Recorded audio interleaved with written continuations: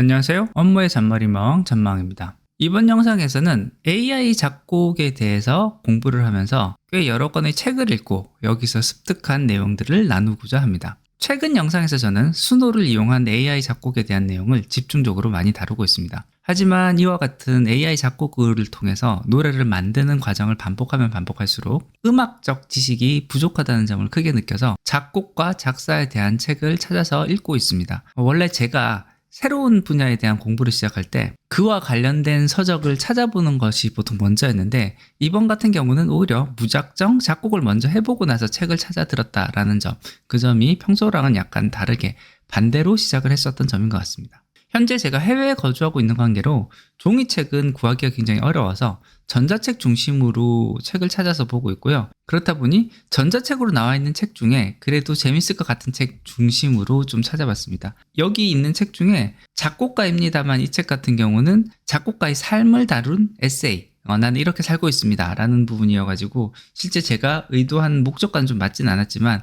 그래도 요런 식의 감성, 요런 식의 생활 패턴을 가지고 있구나 라는 것을 엿볼 수 있어서 그런 부분들은 좀 재미가 있었습니다. 여기 있는 이 4권이 지금 현재까지 제가 읽어본 책이고요. 그리고 요렇게 3권 더 구매를 해서 요 3권은 지금 읽고 있는 책이다 라고 보면 좋을 것 같습니다. 이 작곡에 대한 내용을 좀 찾아보다 보니까요, 작곡을 시작하는 방법은 이와 같은 4가지 방법이 있다고 합니다. 코드 진행에서 시작을 하는 것, 요게 음악의 코드가 어떻게 진행되는지를 먼저 설계를 하고 그렇게 뼈대를 잡은 다음에 그 뼈대 위에 살을 붙이는 방식으로 노래를 만드는 방식, 이 방법이 어떻게 보면 작곡을 전공으로 공부한 사람들이 취하는 가장 보편화된 방법인 것 같고요. 어떤 동기가 되는 멜로디를 찾은 다음 그 멜로디를 앞뒤로 발전시키는 방식으로 노래를 만드는 방식이 2번째 방식이라고 합니다. 그리고 실제로 노래를 만들 때 많이들 취하는 방법 중에 하나가 또 이 2번째 방법이라고 하네요. 그래서 어떻게 보면 일반적으로 작곡을 할 때 많이 취하는 방법은 1번, 2번이라고 해요.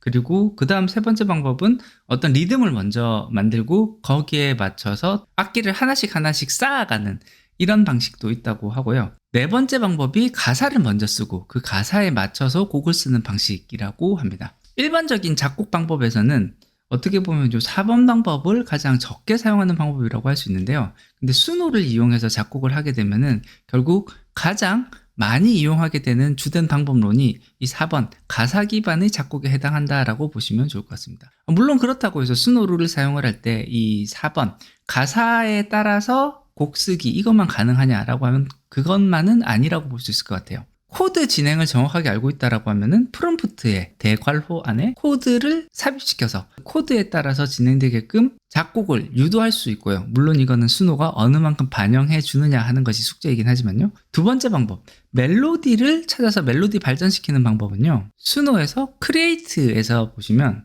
요 크리에이트의 위에 업로드 오디오라는 게 있습니다. 이 업로드 오디오에 내가 발견한 멜로디를 집어넣고 시작을 하면 그 멜로디가 동기가 되는 멜로디가 되어서 여기서 확장시키는 것이 가능하기 때문에 이 방법 또한 가능하다라고 보실 수 있을 것 같습니다. 마지막 3번째 리듬에 맞춰서 곡 쓰기 같은 경우가 가장 수노에선 잘 안 만들어지는 케이스라고 볼 수 있을 것 같은데요. 그나마 비슷하게 할 수 있는 방법은 이 노래 스타일 오브 뮤직에 입력을 할 때 BPM 값을 얼마다라고 이렇게 바로 삽입을 해주는 방법으로 만드는 것도 하나의 방법이 될 수 있을 것 같습니다. 요런 식으로 작곡이 이루어지지만요, 사실 AI 작곡을 할 때는 비교적 음악에 대한 지식이 깊지 않더라도 노래를 어느 정도 만들 수는 있습니다. 이것보다 더 중요하게 알아두셔야 되는 부분은 아무래도 노래의 구조라고 볼 수 있을 것 같습니다. 크게 봤을 때 노래 구조에는 벌스, 프리코러스, 코러스, 브릿지 요 내용이 들어간다라는 걸 보시면 좋겠습니다. 물론 프리코러스는 빠지는 경우도 있습니다. 그리고 브릿지도 없는 경우도 있고요. 가장 중요한 구성 요소는 아무래도 벌스하고 코러스일 것 같아요. 벌스라고 하는 영역은 우리가 어떤 글 같은 걸 쓸 때 기승전결 중에 기 또는 승에 해당하는 부분을 여기서 담고 있다라고 보면 좋을 것 같고요. 노래의 내용을 소개하거나 설명하는 역할을 한다라고 보시면 좋겠습니다. 이 프리코러스 같은 경우는 기승전결 중에 승 그리고 전에 해당하는 역할을 한다라고 보면 좋을 것 같고요. 주로 벌스하고 코러스 사이에 들어가서 노래의 긴장감을 높이고 분위기를 고조시키는 그런 역할을 합니다. 코러스는요, 기승전결 중에 전 또는 결에 해당하는 역할을 한다라고 보면 좋을 것 같고, 대중가요에서는 가장 중요한 부분으로 반복적으로 등장하는 영역입니다. 곡의 하이라이트를 형성하는 부분이기도 하고요. 그래서 보통 우리가 노래에서 1절, 2절 하는 친구들이 보통 벌스를 의미하고요. 그래서 벌스 1, 벌스 2 이런 식으로 들어가고, 그리고 후렴구라고 얘기하는 부분이 보통 코러스다라고 보시면 좋겠습니다. 그리고 네 번째, 브릿지의 경우에는 기승전결 중에서 전의 역할을 하거나 곡의 분위기를 전환하는 요소로 활용이 됩니다. 주로 마지막의 코러스 앞에서 극적인 변화를 줄 때 많이 사용이 된다라고 하네요. 이런 식의 구성을 가지는 게 보통인데요. 이게 또 전부는 아닙니다. 여기 나와 있지 않지만 인트로, 아우트로 같은 요소도 들어갈 수 있고요. 중간에 랩이 들어갈 경우에는 랩이라고 따로 표현을 할 수도 있습니다. 꼭 요것을 따르는 것은 아니지만 그래도 기본적인 틀로는 이런 구조들이 있다라는 정도를 알아두시면 좋을 것 같습니다. 그리고 요 구조를 이용을 해서 보통 이런 식의 패턴을 많이 만드는데요. 요 1번 보이는 것이 A, A-C, C 이런 구조인데요. 보통 이게 벌스 1, 벌스 2, 그 다음에 코러스 1, 코러스 2 이런 식으로 많이 만들어지고요. 요거는 가장 기본적인 노래 구조라고 합니다. 찬송가 같은 경우가 이런 노래를 또 많이 따른다고 하네요. 두 번째로 나오는 게 대중가요에서 굉장히 보편적으로 자리 잡은 구조다라고 하고요. 벌스 1, 벌스 2, 그 다음 프리코러스 또는 브릿지, 그리고 나서 코러스 이런 형태로 이어지는 형태다라고 하고요. 여기에 좀 대표적인 노래 같은 경우는 카니발의 거위의 꿈, 그리고 산울림의 너의 의미 이런 노래들이 있다라고 합니다. 또 경우에 따라서는 아예 후렴구인 코러스를 먼저 넣고 그 다음에 벌스가 들어오고 그 다음 다시 코러스가 나오는, 시작하자마자부터 화려한 부분을 들려주면서 관심을 끄는 노래도 있다라고 합니다. 보통 이런 노래들은 댄스곡이나 드라마 OST에서 많이 사용하는 구조라고 하네요. 여자친구의 오늘부터 우리는과 같은 노래가 이런 스타일이 대표적인 케이스다라고 보시면 좋을 것 같습니다. 지금까지 보신 이 내용들은요, 소개해드렸던 책들 중에 작곡 독학 가이드북의 내용을 좀 중심으로 해서 많이 발췌하고 인용한 내용입니다.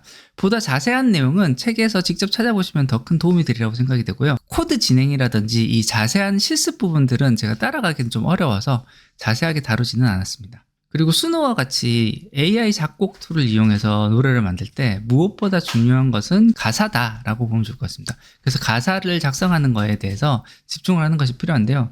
이 가사에 사용하는 글자 숫자를 보면은 이 연도가 지남에 따라서 점점 글자 수가 증가하는 현상이 있다라는 거, 요것을 보실 수 있습니다.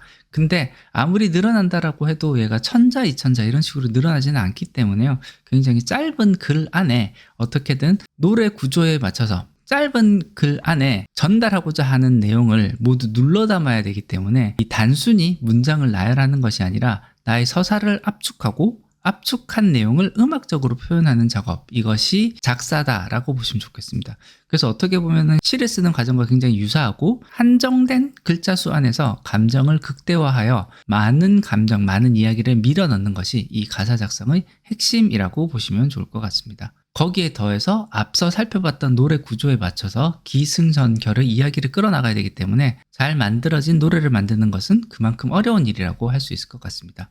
결국 이거 잘하기 위해서는요, 많이 보고 많이 듣고 많이 느끼고 많이 써보는 것이 가장 중요하지 않을까 생각을 해봅니다. 네, 오늘은 제가 이 수노를 통한 AI 작곡에 대해서 공부를 하다 보니 부족하다고 느꼈던 기초음악 지식을 살펴봤습니다. 이제 수노와 같은 AI 툴의 발전으로 저 같은 아주 평범한, 어쩌면 일반인보다 좀 더 감정이 메마른 T형의 사람들에게도 내가 원하는 노래를 만들 수 있는 기회가 제공되는 이런 세상이 되었습니다. 하지만 조금이라도 보다 제대로 된 노래를 만들기 위해서는 아무래도 어느 정도의 기초적인 공부가 필요한 것 같습니다. 어떤 분야든 다 마찬가지인 것 같긴 합니다. AI를 통해서 바로 처음부터 상당히 높은 수준의 어떤 것을 해낼 수가 있게 되었지만 그걸 정말 내가 원하는 내용으로 제대로 하기 위해서는 최소한의 기초적인 내용에 대한 공부가 필요하지 않을까 생각이 됩니다.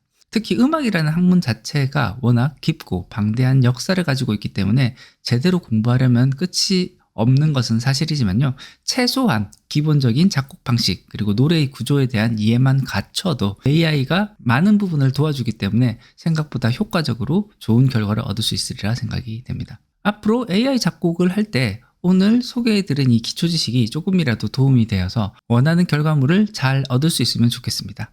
예, 오늘 준비한 것은 여기까지입니다. 끝까지 들어주셔서 감사합니다.